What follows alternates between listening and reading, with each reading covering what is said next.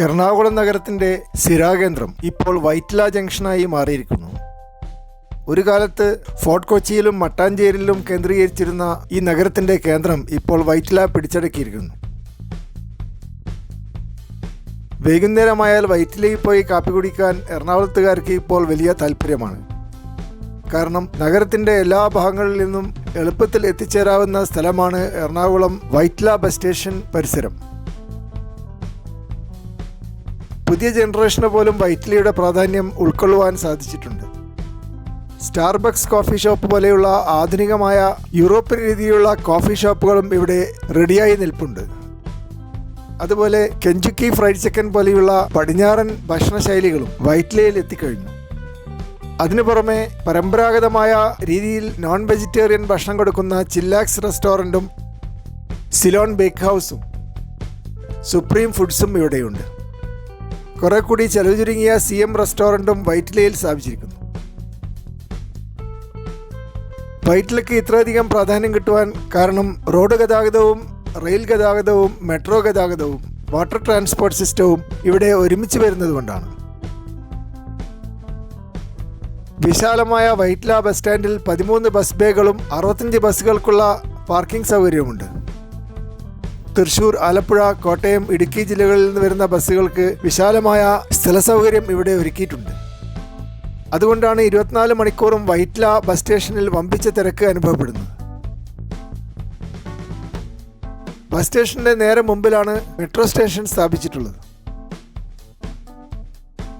കൊച്ചിൻ കോർപ്പറേഷനിലെ ഒരു വാർഡായ വൈറ്റില ഇപ്പോൾ മുഴുവൻ നഗരത്തിൻ്റെയും കേന്ദ്രമായി മാറിക്കഴിഞ്ഞിരിക്കുന്നു. കേരളത്തിലെ ഏറ്റവും തിരക്ക് പിടിച്ച ട്രാഫിക് ജംഗ്ഷനുകളിൽ ഒന്നായി വൈറ്റില ജംഗ്ഷൻ ഇപ്പോൾ അറിയപ്പെടുന്നു. 4 റോഡുകൾ ഒരുമിച്ച് ഇവിടെ എത്തിച്ചേരുന്നു. കൊച്ചിൻ ബൈപ്പാസും SA റോഡും പേട്ട റോഡും തമ്മനം റോഡും വൈറ്റില ജംഗ്ഷനിൽ കണ്ടുമുട്ടുന്നു. പണ്ടുകാലത്ത് ധാരാളം വയലുകൾ ഉണ്ടായിരുന്നത് കൊണ്ടാണ് ഈ പ്രദേശം വൈറ്റില എന്ന് അറിയപ്പെടാൻ തുടങ്ങിയത്.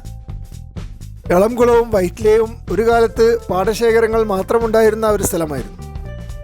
ഗിരിനഗറായാലും പനമ്പള്ളി നഗരായാലും ഗാന്ധി നഗറായാലും ജവഹർ നഗറായാലും കുമാരനാശാൻ നഗറായാലും അന്നത്തെ കാലത്ത് കണ്ണത്താ ദൂരം പരന്നു കിടക്കുന്ന പാടശേഖരങ്ങളല്ലാതെ മറ്റൊന്നും തന്നെ ഉണ്ടായിരുന്നില്ല.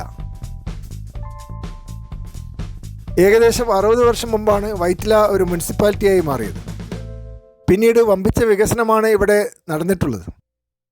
വെൽകെയർ ഹോസ്പിറ്റലും മദർ ആൻഡ് ചൈൽഡ് ഹോസ്പിറ്റലും പോലെയുള്ള ആശുപത്രികളും ഇവിടെ ഉയർന്നു വരികയുണ്ടായി. ഇപ്പോൾ ആധുനികമായ സ്കൂളുകളും വൈറ്റിലയിൽ സ്ഥാപിച്ചിട്ടുണ്ട്. ടോക്കച്ച് പബ്ലിക് സ്കൂൾ പോലെയുള്ള യൂറോപ്യൻ ശൈലിയിലുള്ള സ്കൂളുകൾ ഇവിടെയുണ്ട്. അതുപോലെ സെയിൻറ്റ് റീത്താസ് ഹൈസ്കൂളും ഇവിടെ സ്ഥാപിച്ചിരിക്കുന്നു. നളന്ദ പബ്ലിക് സ്കൂൾ വൈറ്റിലക്കടുത്താണ്. അതുപോലെ ട്രോം academy for German and French languages വിദേശ ഭാഷകൾ പഠിപ്പിക്കുകയും യൂറോപ്പിൽ ജോലി തേടി പോകുന്നവരെ സഹായിക്കുകയും ചെയ്യുന്നു. വൈറ്റിലയിലെ വാട്ടർ മെട്രോ സ്റ്റേഷൻ 25 മിനിറ്റ് കൊണ്ട് കാക്കനാട് എത്തിച്ചേരാനുള്ള അല്ലലും അലട്ടുമില്ലാത്ത ഒരു ട്രാൻസ്പോർട്ട് ഓപ്ഷനാണ്. ചമ്പക്കര കനാലിൽ കൂടി തെന്നി നീങ്ങുന്ന വാട്ടർ മെട്രോ 60 രൂപ നിരക്കിൽ യാത്രക്കാരെ കാക്കനാട് എത്തിക്കുന്നു. 30 ലക്ഷം യാത്രക്കാർ ഇപ്പോൾ തന്നെ വാട്ടർ മെട്രോ ഉപയോഗിച്ചു കഴിഞ്ഞു. കൂടുതലും ടൂറിസ്റ്റുകളായിരുന്നു. പ്രധാനപ്പെട്ട പല ദേവാലയങ്ങളും വൈറ്റിലയിലുണ്ട്. സെയിൻറ്റ് ജോർജ് ചർച്ചും സുബ്രഹ്മണ്യ ക്ഷേത്രവും നെട്ടൂർ ജുമാ മസ്ജിദും വൈറ്റിലയിൽ അറിയപ്പെടുന്ന ആരാധനാലയങ്ങളാണ്. വൈറ്റിലയിലെ മെട്രോ സ്റ്റേഷൻ എറണാകുളത്തെ എല്ലാ മെട്രോ സ്റ്റേഷനുകളെയും കവച്ചുവെക്കുന്ന സൗകര്യങ്ങൾ നിറഞ്ഞതാണ്. കാപ്പി കുടിക്കുവാനും ചായ കുടിക്കുവാനും ഇവിടെ കൂടുതൽ സൗകര്യങ്ങളുണ്ട്. മറ്റ് മെട്രോ സ്റ്റേഷനുകളിൽ പുറത്തിറങ്ങി റോഡ് വക്കിലിരുന്ന് വെയിലും മഴയും കൊണ്ട് ചായയും കാപ്പിയും കുടിക്കേണ്ട അവസ്ഥയാണെങ്കിൽ വൈറ്റിലയിൽ മെട്രോ സംവിധാനത്തിൻ്റെ ഉള്ളിൽ തന്നെ ഇതിനുള്ള സൗകര്യം ഏർപ്പാടാക്കിയിട്ടുണ്ട്. അതുപോലെ ധാരാളം ഇരിപ്പിടങ്ങളും ഇവിടെ ഒരുക്കിയിട്ടുണ്ട്. ബിരിയാണി പോലും നൽകുന്ന ഔട്ട്ലെറ്റുകൾ വൈറ്റില മെട്രോ സ്റ്റേഷനിൽ ലഭ്യമായിട്ടുണ്ട്. വൈറ്റിലയിൽ വരുന്ന യാത്രക്കാർ 4 തരത്തിലുള്ള യാത്രാോപാധികളും ഉപയോഗിക്കുന്നത് കൊണ്ട് ഒരു സംഗമഭൂമിയായി വൈറ്റില മാറിയിരിക്കുന്നു. മെട്രോ മാർഗമോ ബസ് മാർഗമോ വാട്ടർ മെട്രോ മാർഗമോ തീവണ്ടി മാർഗമോ പോകുന്നവർ വൈറ്റില വഴി എളുപ്പത്തിൽ ലക്ഷ്യസ്ഥാനത്ത് എത്തിച്ചേരുന്നു.